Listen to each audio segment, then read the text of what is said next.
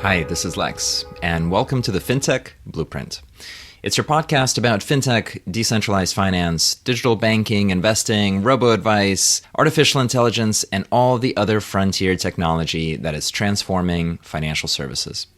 To get more content, like an illustrated transcript of this conversation in your inbox, subscribe at fintechblueprint.com.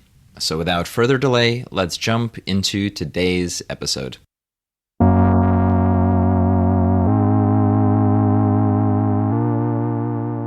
Hi, everybody, and welcome to today's conversation. I'm very excited to have with us Christopher Goes, who is the co-founder of Anoma and of Cryptium Labs. We'll spend today talking about some of the more advanced and interesting topics in Web3, in blockchain architecture, and the economics that relate to those topics. With that, Christopher, welcome to the podcast. Thank you so much. So let's start at your beginning. Can you tell us a little bit about where you come from academically and what your early interests were and maybe some of your foundational work experiences? I got introduced to cryptocurrency space, decentralized technologies in high school, not really for any ideologically principled reason, but actually because I was 16 years old and I couldn't get a credit card and I wanted to rent a VPS. And somehow, I think I read one of the Slashdot articles or something. I learned about Bitcoin. And I was like, oh, this seems cool. I could mine some Bitcoin and then I could rent a VPS. So I actually wanted at that point sort of peer-to-peer digital cash, the original thing, right? And for a little while, because I lived in Oregon and electricity was cheap, especially when it's subsidized by your parents, I ran a Bitcoin miner using some boys like ATI before they got bought by AMD. RTX 50, 5870, something like this, GPUs. Had a simple mining rig, mined a few Bitcoins. Sadly, I didn't keep most of them. But so I was introduced to it then, although I wasn't developing any of the protocols. I wrote a few kind of applications on Bitcoin, but I was just playing around. In college, I didn't really do anything related to cryptocurrencies directly. Mostly I worked on autonomous robotics, underwater submarines. Unfortunately, it turns out, although autonomous robotics is a very interesting field, typically they seem to be used mostly by the American military, which is not really my cup of tea. And also the military, perhaps for good reason, but is cautious about deploying systems with any interesting levels of autonomy. They prefer remote teleoperated ones. Probably good, but not so interesting from a technical design perspective. So after college and some brief forays into more traditional startup land, I picked up things in the decentralized technology sphere again by working on the Cosmos project, which I joined specifically to work on IBC. Now, it took a while to actually get to that part. Initially, we were just focused on launching the Cosmos Hub, finishing the proof of stake system, and that took about a year. And then after that, I worked on kind of the architecture and design and coordinating the implementation of IBC, the Inter-Blockchain Communication Protocol, for about another year. During that period, we started Cryptium Labs. We actually started Cryptium Labs because at that point, proof of stake was very new, and everyone was worried that proof of stake would not work because there just weren't enough validators. So it was more of, we were setting up a validator because someone had to do it rather than, it was fun for a while, but it wasn't necessarily a plan to create a long-term validator business or something like this. We were just doing what seemed to be necessary for proof of stake at the time, but ran Cryptium Labs for a few years based out of Switzerland until we sold that to Chorus One about 2 years ago. And since then started the Anoma project. Amazing. So we, at light speed, went through a bunch of interesting and chunky topics that I want to pause at before we get to Anoma and Cosmos, because I think you've covered quite a bit that's technical. I want to comment on the best arbitrage as the arbitrage of consuming electricity that is subsidized by your parents. Very insightful for all the young listeners out there. There are two things I wanted to open up in what you've said, again, before we get to the more technical stuff. And the first is a question about what kind of mathematical or academic training is needed for somebody who is fluently involved in going between working on autonomous military vehicles and sort of multi-chain validation businesses. Like, what was the background that you had that allowed you to participate in these things? So that's the first question. And then the second question is, you sort of did a yada, yada, yada about startup experience in traditional startup land. And I want to understand kind of what you did there as well. So take those in whatever order is pleasing to you. To be clear, I never worked on autonomous military vehicles. I worked on autonomous submarines on like a college team where the submarines had to navigate around a pool. We did test it in a Navy pool. That's the closest I ever got to the military. But, during that period, while I was investigating job options in the field, writ large, most of the job options for robotics, especially like autonomous robotics, at that point in time were military, and that wasn't an area that I wanted to work in. So that said, I think there are, I don't know how much experience or expertise, advice I can offer on academic backgrounds. I studied computer science and philosophy, but I think the greatest utility of the computer science courses was that I had a freshman year course in Java that I hated so much that I decided to learn Haskell, just like because, if I was going to do computer science, I definitely couldn't use this language. So I figured I'd try something that was kind of opposite. And that part was useful, but it wasn't part of the coursework.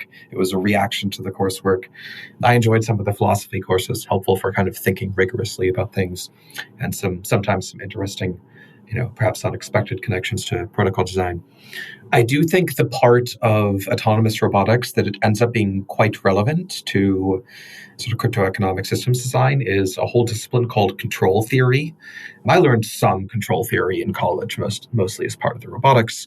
A very simple example of control theory is what your thermostat does. So if you have a thermostat, your thermostat has a control input, which is like the desired temperature, and it has a target, which is the desired temperature. It has a control input, which is the amount of heat that it applies, and it has like the ability to measure the current temperature.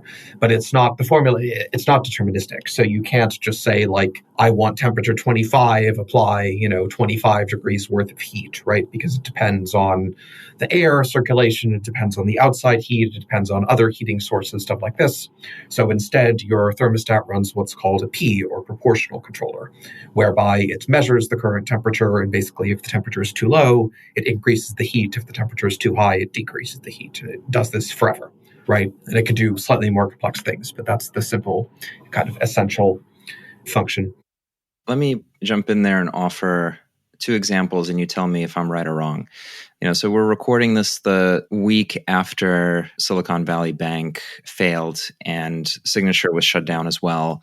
Your example of the thermostat makes me think of things like the unemployment rate or the inflation rate that the Fed targets, where the things they can control are interest rates in a somewhat related but adjacent bond market, which they control. And that one toggle is just one toggle in a very complex system, which is, end of the day, unpredictable in terms of what the correlations and the black swans are. And so in yanking up interest rates to cool off the economy, one of the unintended consequences has been this is my view, but to incidentally destroy a bunch of smaller banks that were holding treasuries, which got devalued because interest rates went up so high for the first time in like 15 years. So that's an example from the traditional finance world. And then alternately, we could look at, as you said, crypto-economic system design, right? So things like the price of gas and the mechanisms that set those prices relative to the capital markets for the tokens in which the prices of gas are denominated, ETH or others. Are those the types of things that would be of the kind that you're talking about?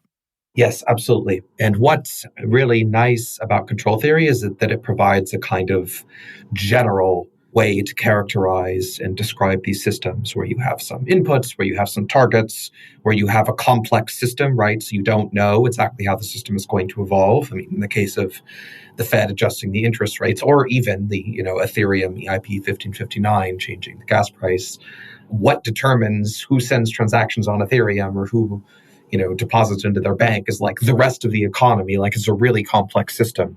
Yet somehow this very simple control has kind of huge effects and can even lend to, EIP 1559 I say works reasonably well. Like gas prices have become, much more predictable, which was one of the goals of implementing that. So despite all of the complexity of the system, it kind of averages out and you can apply these very simple controls. Well, not always, but these very simple controls do at least have clear effects. From the perspective of control theory, all three of these examples, a thermostat, the Fed funds rate, and EIP 1559's gas price adjustment mechanism, are very simple controllers. Like the P controller is typically the simplest kind. Already in robotics, you get to much more advanced controllers, PID controllers, which take into account integral and rate of change of the error, more complex controllers, which kind of build an explicit model of the function of the system. Like when I worked in autonomous robotics, we had a submarine which had 6 thrusters, and we had like something like a PID controller, but we also had a model of how we expect the submarine to move in response to running the thrusters. And we would basically run the PID controller, but also update our model so that as we learn, thanks to the accelerometer and to Doppler velocity log, a way to measure the position and velocity of the submarine, as we receive data over time about how the submarine actually responds to those control inputs, we could also update our model. Now, this isn't possible. Submarines are a relatively simple problem compared to like the economy. So it's possible to characterize the system more in somewhat more depth. But still, I think what control theory can offer to the world of cryptoeconomic design is a lot of general mathematical tools, which allow you to look at these problems in a sort of a way which illuminates their shared character, right? You might not think that EIP 1559, your thermostat, and the Federal Reserve are all kind of doing the same thing, but in a certain sense they are. Really interesting. And I think it creates an architecture also for us to think through some of the topics that we'll engage with shortly. So on that second question, your early startup experience and founder experience, can you talk about kind of what pulled you in that direction and what were some of the early structures and projects that you try to make happen? Initially, I worked with a very good friend of mine from college on a automatic bookmark classification tool where you would, instead of using the normal bookmarking function, you would bookmark it with our tool, and we would use some, early quote unquote AI, but basically statistical inference models working with multi-layer neural networks to classify the page into one of many categories, like could be a book, could be an article, could be news, could be music, stuff like this. And then we would automatically sort your bookmarks based on this. So it was a SaaS product, right? But we decided, my co-founder, Rahul, and I decided that we did not want to sell data, which was probably the downfall of the service, because we had 10,000 users or something like this. And we could have sold their data and, continued to give away the product for free, but we didn't want to do that. So instead we charged them. No one really wanted to use it anymore. I'm sure we could have done it in other ways, but yeah, I mean, honestly, my conclusion from all of this was I was just I didn't want to go into academia. I'd had some early physics research experience, and while I loved physics and still do, I didn't. I found kind of the structure of funding.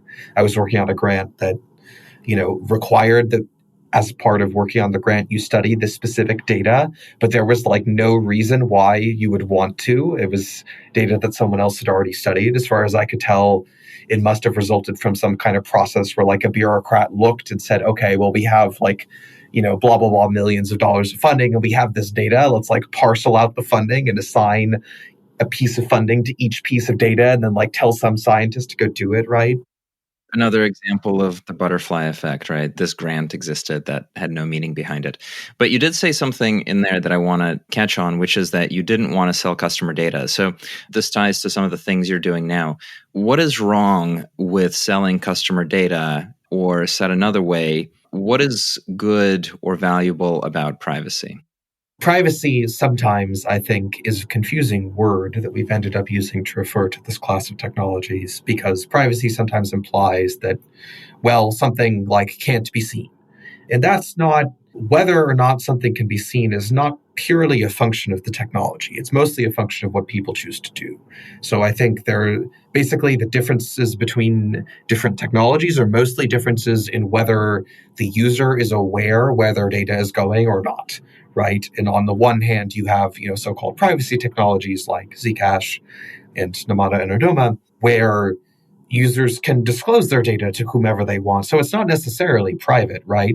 But what you could call these, although it's more wordy, is like consensual information disclosure technologies, right? Where the user is made very aware when they take actions using the protocol of where their data is going to whom, and it's completely up to them, right? That's not being sort of accidentally disclosed or not being sold or not being disclosed just by the virtue of using some system which, probably looks like it does something else, right? And on the other end of the spectrum, you have, SaaS companies, Google, Apple, Microsoft, random apps on your phone often, which tend to, I would say, deliberately obscure the fact that your data is going somewhere else. Like you download a recipe app, and in fact, it makes money by selling location data to, the American police or something. I mean, this actually happens. It's not. You can find a recent disclosure by the FBI that they purchased location data, right, without a court warrant or anything. They just bought it from some apps, and that, to me, is the primary difference between these systems is, well, if the user read the code of the application, they could figure out that their data was going somewhere. But it's crafted on purpose by the architecture of the physical devices, by the architecture of the app store, by the developers of the application, the business people who chose to pursue that business model. It's crafted on purpose to hide the fact that their data is being disclosed to users.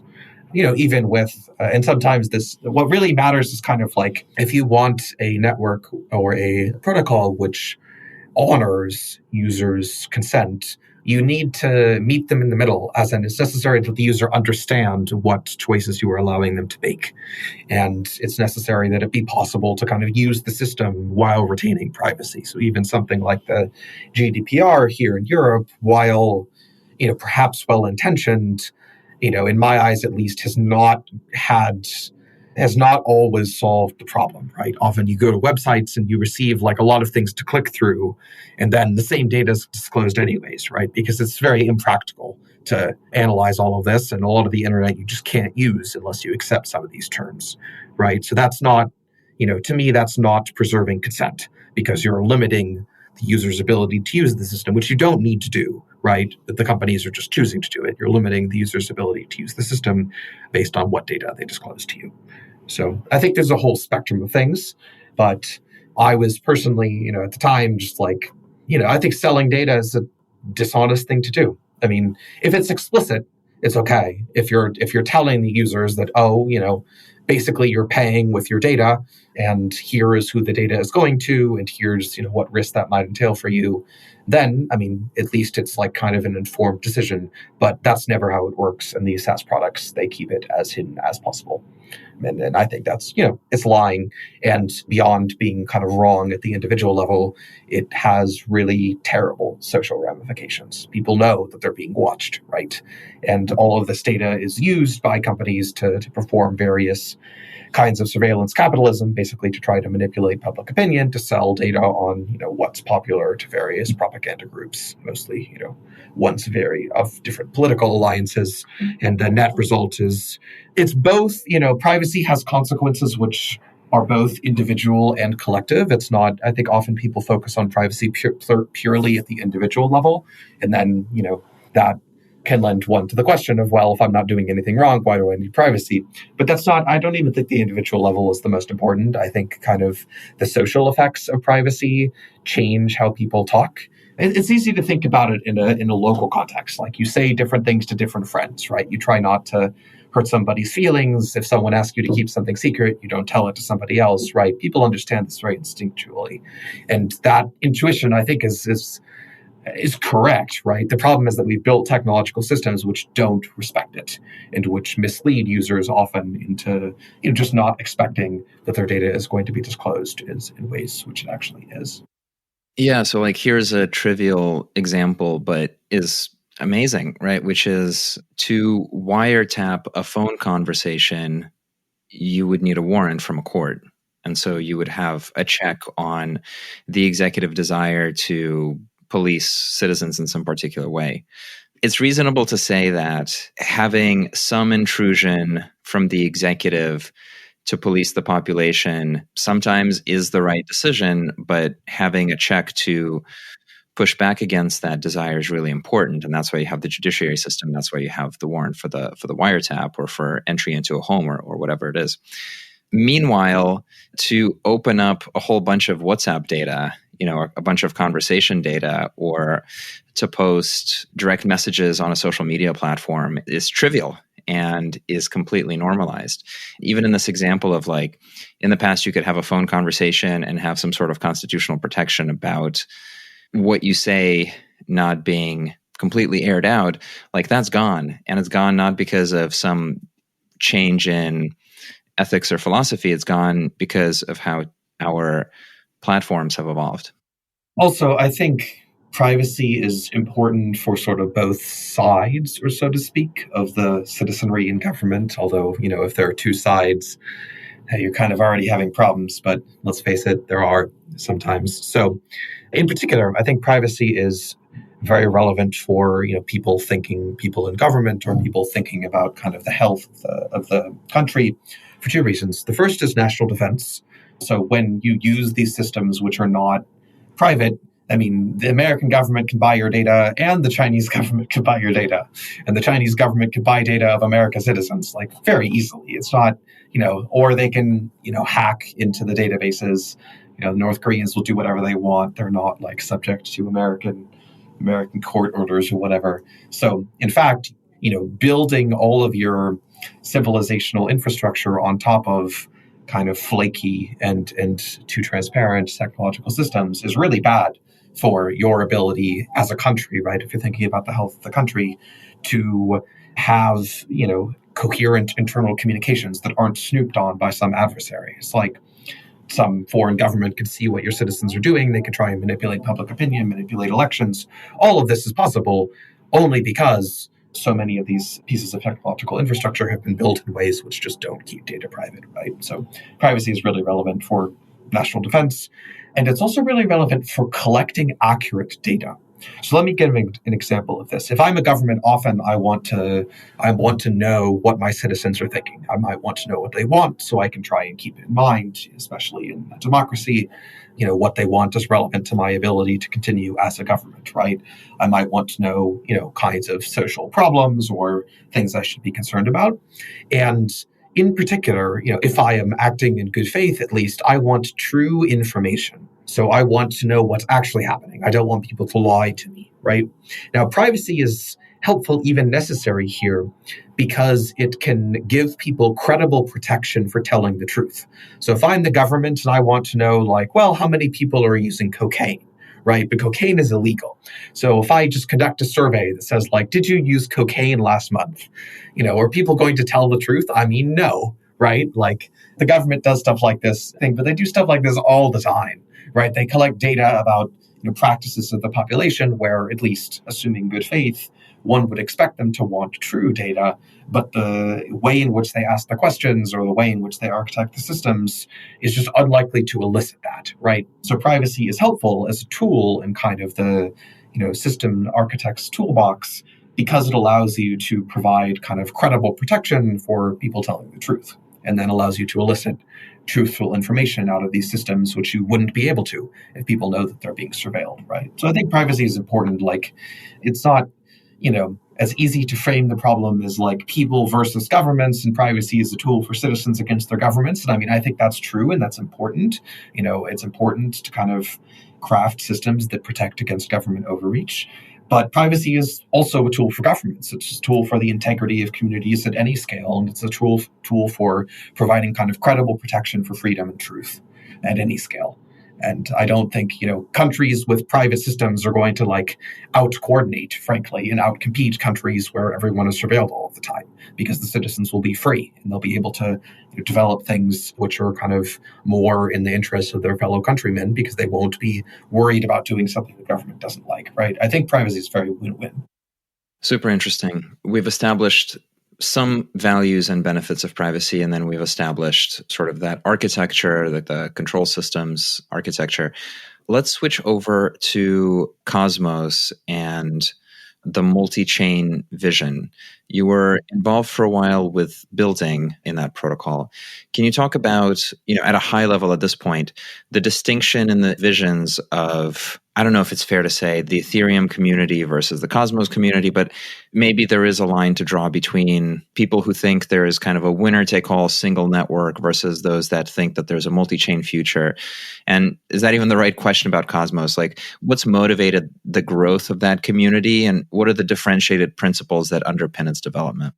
I mean, I think, and kind of fortunately so far, that the Ethereum community, the Cosmos community, the Anoma community are really highly overlapping and very aligned on many topics. And there are many people who would consider themselves part of all three communities or part of several of them, and not, there's a lot of like shared vision.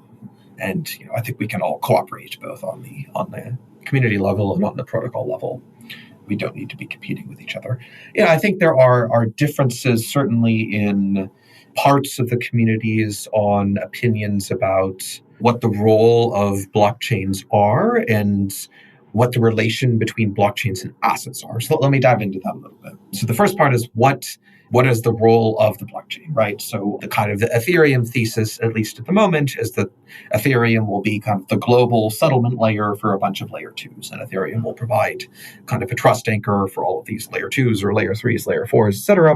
And it will have this kind of deflationary monetary policy based on burning ether. And maybe some people, I guess not everyone, think that ether can become at least a very widely used, if not the dominant world currency, something like this. Then the Cosmos vision is that there will be sort of an internet of blockchains, that those blockchains will do many different things, and the blockchain should be interoperable, and there will be many different monies, and they will, just like exist for different communities, something like this. Anoma is, certainly on a monetary policy side, more aligned with Cosmos, as in we're not, the Anoma, there will be kind of an Anoma network token that we coordinate, but the protocol is designed to be open and designed to make it easy even to switch between different representations of value. Where Anoma and Cosmos differ is that Anoma standardizes more, as in Anoma standardizes all of the protocol stack so that you have Anoma applications, but those applications can be used on different security models. So in the Cosmos world, there are many different blockchains which have different security models, right? They have different validator sets, but they also have like different application stacks. So applications in state are not portable across the blockchains, right? And I think the idea of Cosmos is that there will be many different blockchains which specialize in a particular application. And I think that that's a good approach to explore. But I also think that there's a lot of value in standardizing more of the protocol stack because it makes it easier to exit. So if users have, their state and assets in a particular blockchain in Cosmos, it's not because that blockchain has its own protocol. Even if they want a different security model or they want to make some change, it's not necessarily easy for them to switch because there aren't necessarily other blockchains which are compatible with the same protocol, right? So Anoma standardizes more so that people write applications for Anoma, right? But for Anoma doesn't mean tied to any particular token or any particular security model. Those applications, it's more like Anoma is kind of a distributed privacy-preserving operating system, and those applications can run across many different security models. So I think these are all good approaches to explore, and so it's good that the three projects are doing somewhat different things. Then we'll see what works, and they can all interoperate. I'm pretty skeptical about the Bitcoin and Ethereum currency maximalist ideologies. I think we should move towards having more currencies, not fewer currencies. Right now, the world has quite centralized monetary policy control, as evidenced by, some of the recent actions of the Fed. And I think that, one way to illuminate how that maybe is not great is by asking, well, what should the economic system be doing and what should it be tracking? And in particular, if the economic system is tracking and coordinating sort of the exchange of physical goods and to some extent the exchange of virtual goods, of ideas, knowledge, stuff like this, just in a broad sense, then you could ask the question of, well, how much do the ground conditions change, right? So the financial system, as it is subject to these sort of large fluctuations. And those large fluctuations don't correspond to anything physical. right? I think you can just think about this. You don't need to do, a complicated deduction or anything like that. Like physical change is slow, right? Of course, there are many concerns. There's sort of a lot of ongoing worry about the potential changes to the atmospheric condition and results on temperature. There are geopolitical concerns. There are lots of concerns, but maybe a valid reason for like a vast swing in the economic system is someone starting a war, right? That's like a sudden change, right? That influences what might happen. But this past week in the US, there was no sudden change in the physical conditions. There was no sudden idea that would drastically change energy production or something like this, right? There was no actual change in the actual flow of value, right? There was merely a change in the sort of system that we have, which is supposed to be tracking it. So at least to me, this means that the system is failing. The system is not accurately tracking what we want it to be tracking and coordinating. And I would argue that part of the reason for that is because there are a very small number of centralized sort of levers of control, such as the Fed funds rate. And those levers of control are have impacts on the system which don't correspond to any underlying changes in the flow of kind of physical goods or the flow of ideas and information. They just correspond to like what someone is trying to do at a certain macroscopic level. And we could have different opinions as to whether or not whether or not they're doing the right thing in the current context of the system. But to me, the fact that the context of the system can fluctuate so much independent of ground truth or ground value is an indication that like the whole game is just wrong, right?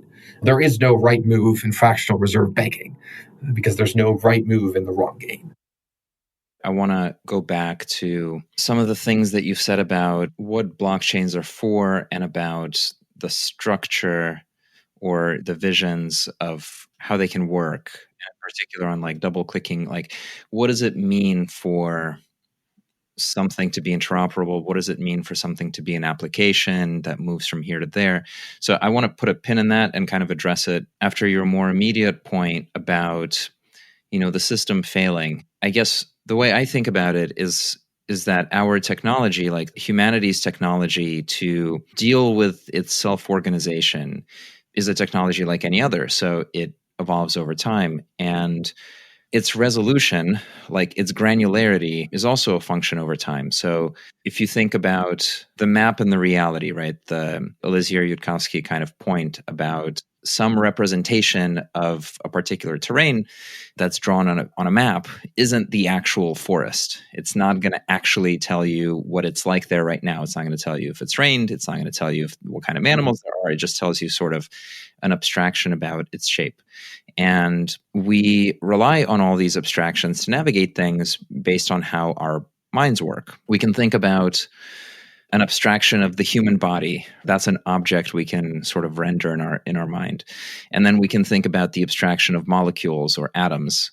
And then we can think about some abstraction, which is the number of people who were customers of Silicon Valley Bank who have locked up deposits. We don't have like this contiguous impression that goes from, the people who are customers of SVB at the same time, all of their physical details, and at the same time, all of their molecular details, right? Like we can't render that much information. So we sort of rely on maps, on models. And similarly for kind of the governance of human scale systems, like, what's the Fed for? How do we quote unquote manage our economy?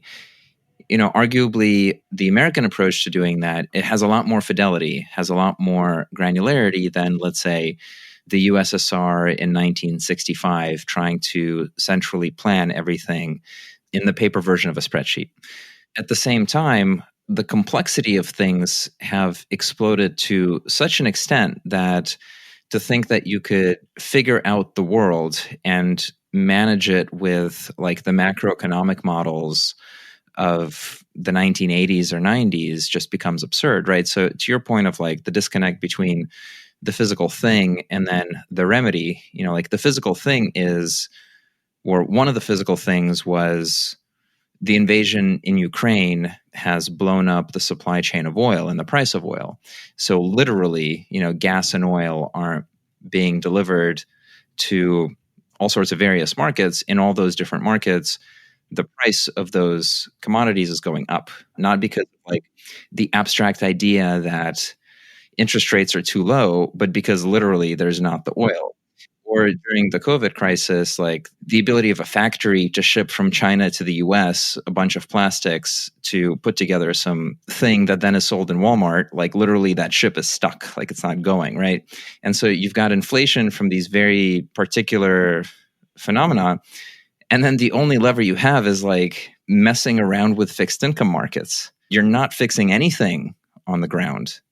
You're completely like top down, like you've got a map that is such a pixelated version of the actual world that you end up generating chaos rather than kind of addressing the underlying. Is that fair? Is that kind of attached to some of the ideas that you were talking about? Yes, definitely. I mean, I think the map territory metaphor or the map forest metaphor is helpful.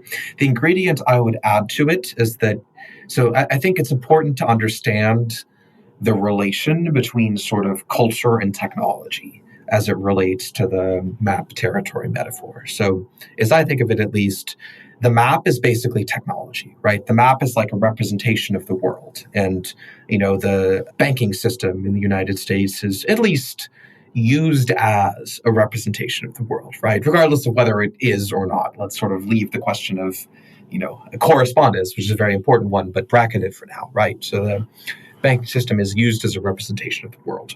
Then the question is not only whether a map works, right? Whether it allows you to successfully navigate the forest depends not only on whether the map corresponds in some kind of like form sense, like whether the trees on the map, are spaced in the same way or in a way proportional to the trees in the forest, but it also depends on whether people understand how to read the map and how they interpret the map while they're walking through the forest, right? And one of the challenges with something like fractional reserve banking is that people don't understand, as in most people, very reasonably, right? I'm not saying that they're wrong, but most people, small businesses depositing into banks, depositing into Silicon Valley Bank, most banks are not reading the bank's balance sheets. They're not thinking about how the Fed controls interest rates and how that could affect the liquidity and solvency of banks, which bought low interest rate Fed. They're not thinking about these things, right? They have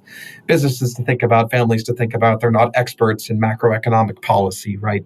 So their understanding of the map, in this case, how their bank account works, is functionally in some sense, not exactly wrong. I mean, if the Fed bails everybody out, I guess it wasn't wrong, right? But there's this mismatch between expectations of how the map or technology is supposed to be working and how it legally works, or at least legally worked prior to the age of bailouts and quantitative easing. But to some extent, this age is kind of, I'm not saying that the Fed is doing the wrong thing. I mean, it probably would be terrible if the entire banking system collapsed, at least right now when there's nothing credible to replace it. But it is, it stems from this mismatch in expectations of how the system behaves and how the system actually behaves. And regardless of whether or not the system corresponds to reality, right? Regardless of whether or not the map actually represents the forest accurately, if the person reading the map doesn't understand how to read the map, it's not going to work, right? So you have these two things, these two steps which need to work. The culture needs to work in understanding how the technology represents the world, right? Or the map represents the world. And then the technology of the map needs to kind of accurately correspond to the world. And what you observe, here I'm kind of simplifying and carving things into broad categories, but what you observe is the composition of these two things, right? So people use the map or use the technology in accordance with how they understand it.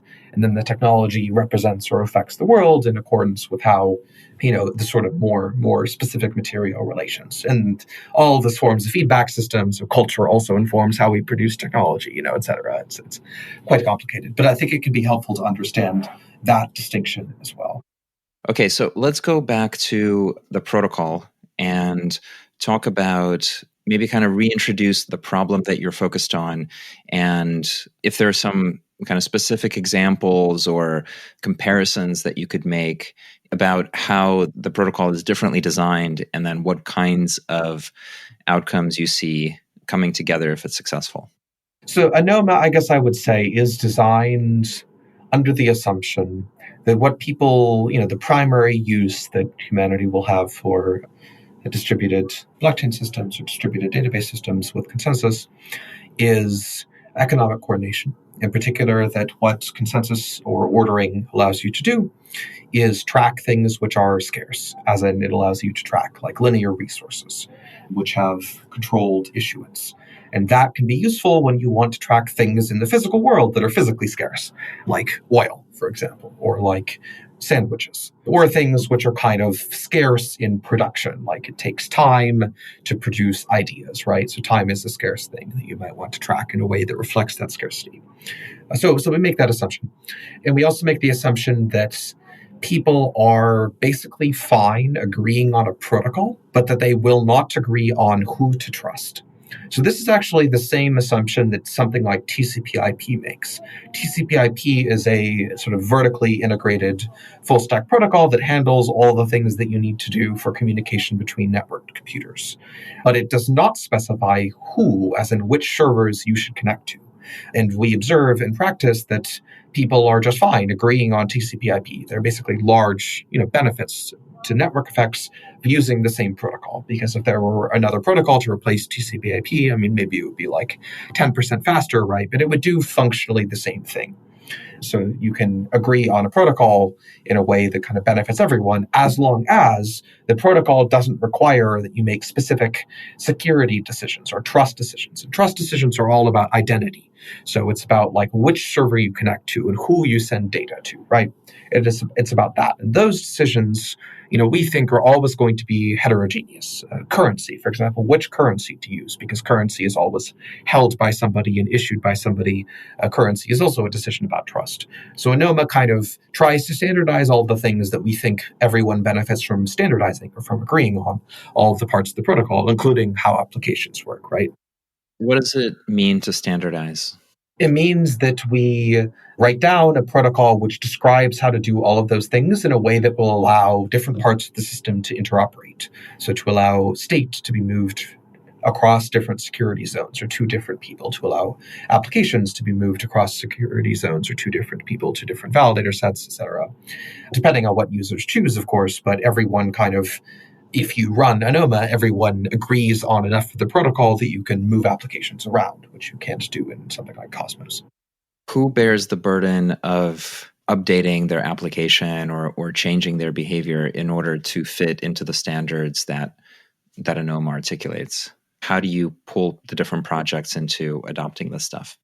So there are two parts to that question. Anoma is a full stack protocol, which is new. So developers writing applications for Anoma will need to, rewrite their applications. Of course, there are perhaps many concepts and ways of organizing code and applications that developers might already be familiar with, like functional programming or dealing with zero-knowledge proofs or these sorts of things, smart contracts. Those will be relevant to writing applications on Anoma. So it's like learning a new language and a new system architecture. Hopefully not too hard. But applications do have to be written for Anoma. There's a particular format, and it's not a format.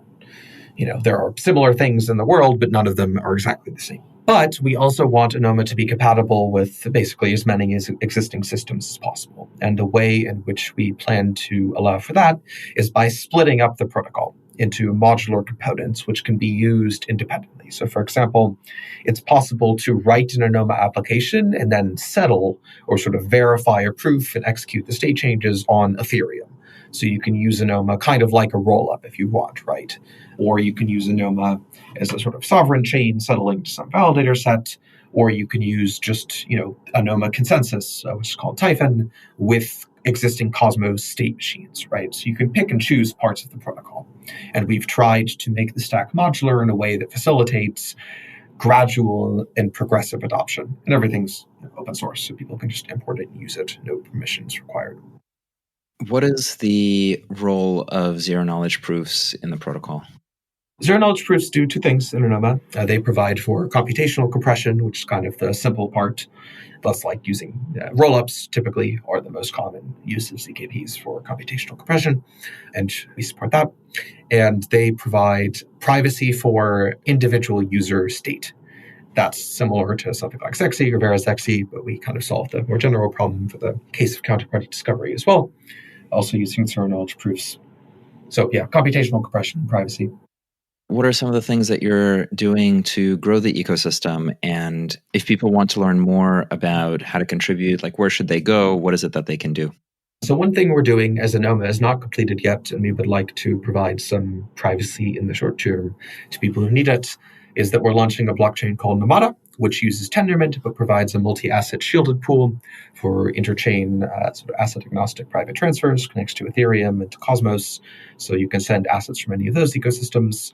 And Namada is just in final public testnet stage, and we're running a retroactive public goods funding program. So if you go to blog.namada.net, you can find an article on the retroactive public goods funding program. Please submit nominations.